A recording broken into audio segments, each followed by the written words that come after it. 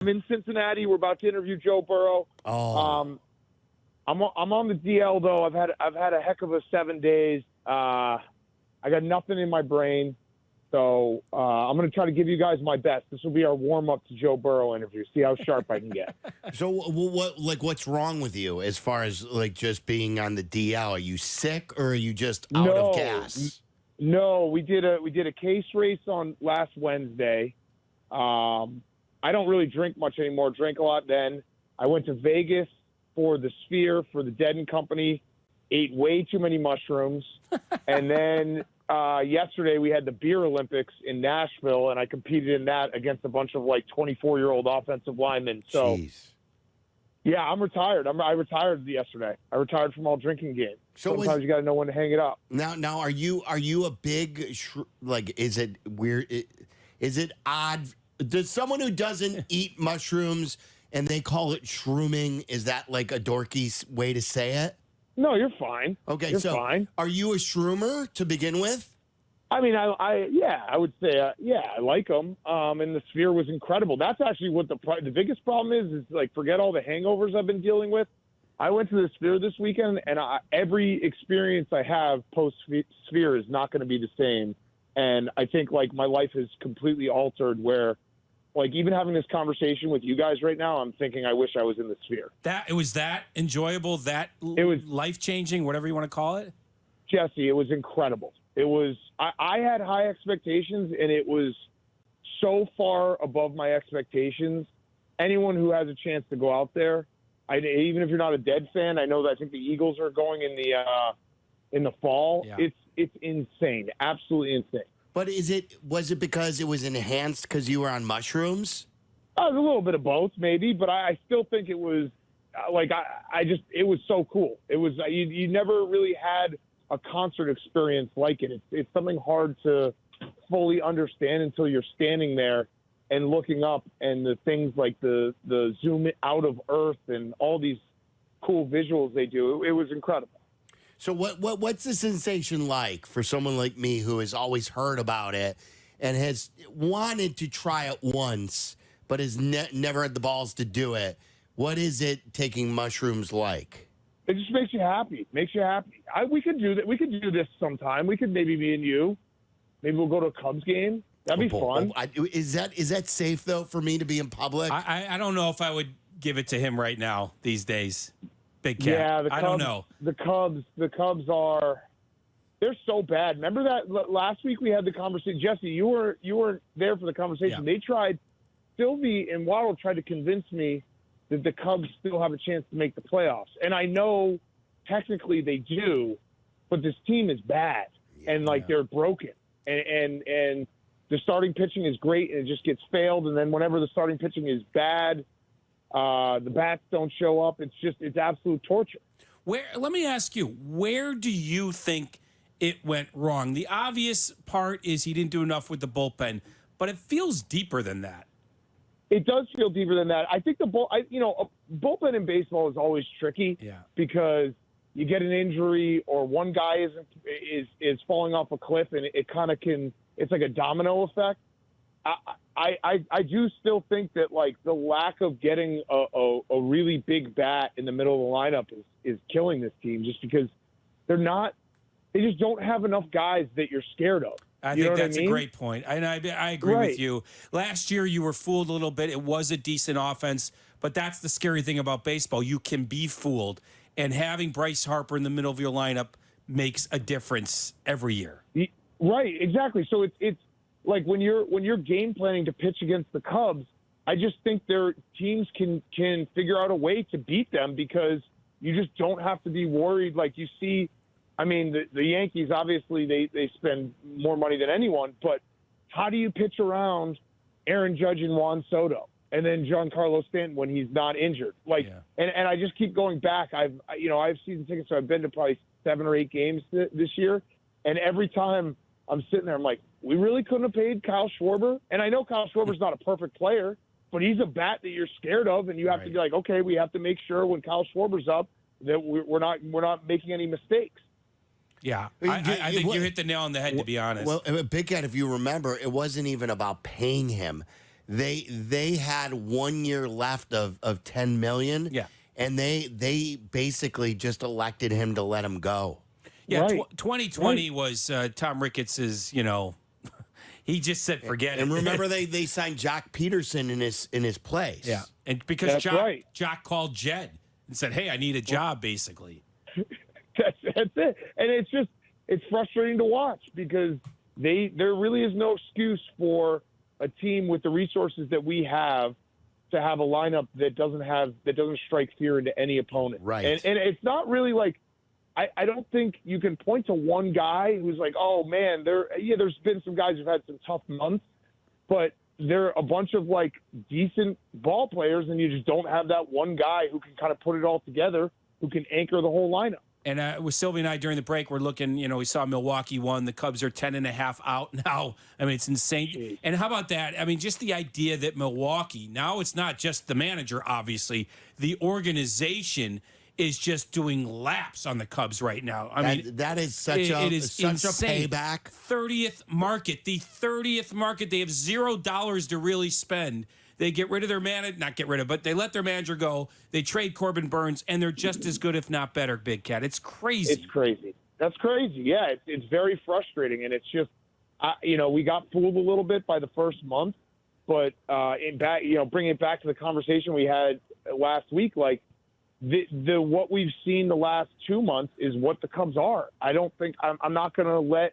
I do the whole like Cubs are back when they beat the White Sox twice in those thrilling games. But I'm realistic about this team when it comes down to it. It's like I don't expect them to be able to put together a couple months here where they can get back in this thing. I just think they're going to get deeper and deeper in a hole. Do you have any buzz about tonight's NBA draft? No, I do think the cruelest thing for me personally would be the Bulls drafting Zach Edey because I've had a long storied history with him. What do you want? What do you want, Sylvie? I mean, there's some bad case scenarios that I'm throwing around in my head that, like, we somehow figure out a way to trade our pick away and trade more future picks. What's worst case? Give me the worst case. I haven't been on since the Giddey Caruso trade. That is just Bulls mismanagement 101 where look, Josh Giddey could be a good player. Mm-hmm. He's shown flashes of that. He's younger. I get it. But it's, again, like you are not close to winning a championship or competing for a championship. You're not close to the Celtics, the Knicks, the Sixers, the Bucks. You're not in the same like realm as them. You need to get picks. And Caruso, if you had traded him at the deadline, would have gotten you a couple picks. And then you go and do a trade with a team that, like, I swear to God, if you just stand around Sam Presti long enough, he'll hand you a pick. They have so many picks. Right. Like, you can get a contact high from him with picks. So it's crazy. Please, that sir, may I no have a pick? In that. Yeah, right. Like they have so many picks. They cannot roster all their picks. Like, they will have at some point to trade a bunch of these. I think it's 34 picks coming up. Like, the fact that they couldn't get any picks out of this is nuts to me, and it's just more mismanagement by this front office, and it's super frustrating because I think what we were saying at the end of last year, like, what does Josh Giddey do? It probably ensures that you win 40 games again, and that's all they want to do. Yeah, and I wholly believe in the idea of just being good enough to keep that stadium full. Remember who the owner is. I believe that, and that's probably why they didn't trade Caruso, because there was a chance to get to the play-in. If we trade Caruso, probably won't happen, and it was so short-sighted. Right, and he said it, like, Jerry. It's not even a secret. Jerry has said it. You can go look up the quote when he's like, the most important thing is like that stretch in March and April when you're still in it and everyone's excited about it. That's what he's owning the team for. Yeah. Then you have the illusion of maybe getting into a playoff situation, and it's so frustrating. You're exactly right. If you trade Caruso at the deadline, you don't get into the play-in, but the long-term health of the franchise is far better. And I love Alex Caruso. I wish we had kept him because he, to me, like, if you want to talk about culture, he's a winning player culture-wise. So, like, if I were running the Bulls, he's the last guy I would have traded. I would have traded everyone else for picks and keep Alex Caruso and get young and have a guy like Alex Caruso around to show these guys how to play in the NBA. So speaking of that and worrying about where they are, you know how Bulls fans can be, how Chicago fans can be. They can be optimistic. I asked a poll question that is nearing 4,000 votes, brought to you by your local Chicagoland Toyota dealers, Toyota Let's Go places. Are you confident that AK gets it right tonight for the Bulls? No. Heck no. Okay, so you voted no. You would think most people vote no, but what percent rate of almost 4,000 people do you believe voted no? 60% voted no. So you think it's 50-50? The way No, you 60. 60-40. I think people want to be optimistic overall, so I think that's just human nature. Okay, so they are so down in the dumps, Bulls fans. Oh, good. Good. And it is so hard, Big Cat, to get 95.5% of people on the same page. But 95.5% of the people voted no, they are not confident in AK. I love that, Sylvie, because I think that's the step that needs to happen where, I do feel the shift happening where the fan base as a whole, because like I said, I'm an optimistic fan by nature. I want to be optimistic. I want to believe in the teams and that, the future is going to be bright. The only way that this can change even a little bit is if everyone kind of wakes up to what's happening. And I think that's starting to take place. And that's a good thing because we can't just keep patting him on the back for the 90s or for Derrick Rose when he was not injured and that team being good. Like it's time to wake up and say, hey, in the last 25 years, we are a bottom franchise in the NBA. And going back to what I said before, Big Cat, it is amazing how many people still go to the games. And that would be the wake-up call. Like, he's used to nobody going to the White Sox games. Once he sees a half-empty or empty United Center, that might hit home. Because he's had that full for so long. Yeah, and it really, when you look at it, I did the whole thing on PMT after we lost in the play-in game. And you look up all the stats in, like, the last 10 years, we are so much closer to the Kings and the Pistons and the Magic, who are actually getting good, than we are to, the top of the league. And I think that there's been a long time that we've deluded ourselves, but we have to realize that and come to grips with it, that, like, we're not a competitive franchise overall. And the only way that can change is if we get angry about it and show light to the fact that we have not been a competitive franchise for a long time outside of getting the lottery luck of Derrick Rose. It's incredible. You're right. Like he inherited Michael and then the lottery luck of Derrick Rose, as you put it. That's exactly right. I want to ask you this question because this is taken on a life that I never expected it to take on. Did you watch J.J. Redick's press conference?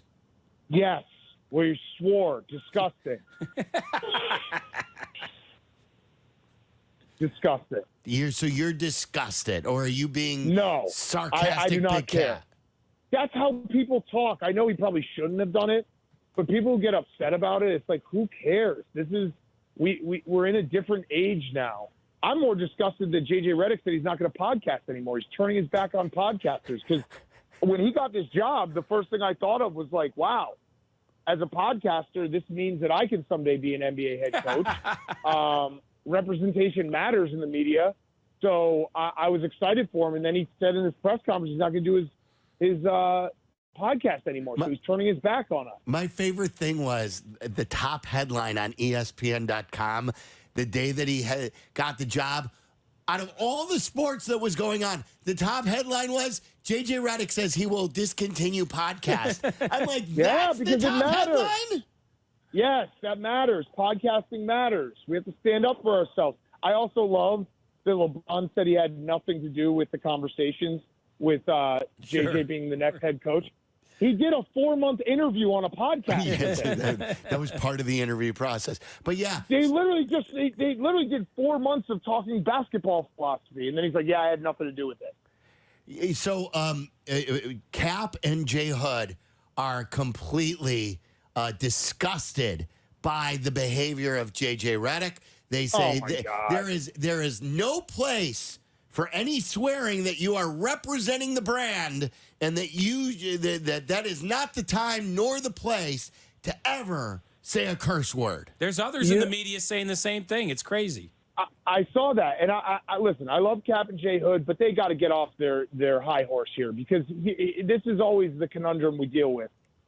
Guys, the media wants real answers, right? And then when a guy gives a real answer, which that was a real answer, they're like, "Oh, well, he swore." No, you can't have it both ways.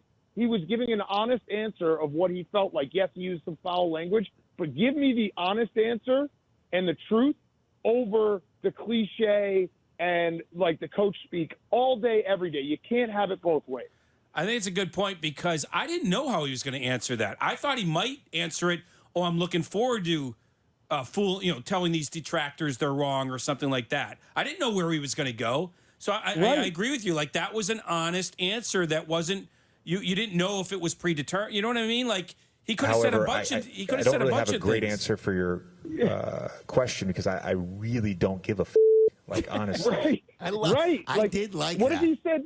What if he said, yeah, the answer he could have gone with is, listen, the outside noise will always be the outside noise. I care about the 15 guys in this locker room, and we're going to try to win a championship here in L.A. Okay. We've heard that before. Yeah. I hear, give Big Cat a press credential, send him over to Guaranteed Rate Field, because I think that's how Pedro Grafal would answer one of your questions. Yeah. I don't give up. Yeah, I'd just be like, hey, Pedro, Big Cat Barstool Sports, how much does this team suck? And he'd probably go off. Right, he probably would. By the way, where is so as you get set to talk to Joe Burrow here, where is his nickname is literally Joe Cool, but where is Joe Burrow on the cool power rankings of all athletes? Oh, he's up there right now. Now, he obviously has gotten injured the last couple of years, so he's got to play. You got to play to be cool. But I mean, I love the guy. We've had one of the coolest interviews we've ever done was right after the national championship, after LSU won. We were able to interview him at like 8 in the morning the next day. We were all, PFT, myself, and Joe, we were all still very drunk. And that's one of those moments where it's like, no one gets this. You know what I mean? No one gets to sit down with the Heisman quarterback still drunk from last night's, championship and get like some honest answers. So that in itself, he will always be high on the cool rankings for me. And the Bears are practicing against them here before they play at Hallis Hall. So you may get some more Joe Burrow time. Okay. You got to come up with us there. Yeah. Yeah. Well, I think the Bengals are going to be good this year. If he stays healthy, like they're kind of one of those forgotten teams because they obviously went to the Super Bowl and then they dealt with his injuries the last 2 years. But I mean, they're a team that I don't know how you defend with the receivers they have, and if Joe Burrow stays healthy, and it's kind of like, I mean, remember they're the only team that beat the Chiefs in this crazy Chiefs run. So they feel like they're a little bit forgotten that in the AFC pecking order, and I like them this year. In my mind, the phrase "never count him out," I think applies to Joe Burrow. Like, that guy's a winner. He's a winner, and he might be behind the 8 ball. They might start 0-, like, I feel like he's a type. They start 0-4, their season's not over. That's the kind of guy he is. So I think you're right about that team even. Yeah, I just want him to stay healthy because he is so much fun to watch when he is healthy. And yeah, you're right. It's that winner moxie, whatever you want to call it, intangible, where even when they're down, you feel like you still got a chance with a guy like Joe Burrow. So I like, as we let you go, I like the new Big Cat where you're going to Florida, even though it's not a full vacation. You're still hanging out with a family. You're taking some time for yourself. Then you're going to Vegas. You're doing some stuff out there. You got to have some more me time like you're doing. Keep that going. I know. I'm going. Listen, when I get back tonight, I got a long day tomorrow. But then I'm, taking 10 days off for July 4th week. Going away with the family. So yeah. Good. We're just going to Michigan. We're going to Michigan. So yeah, it'll be fun. Counts. But Michigan counts. Yeah. You finally got a page of the Silvy playbook. I like it.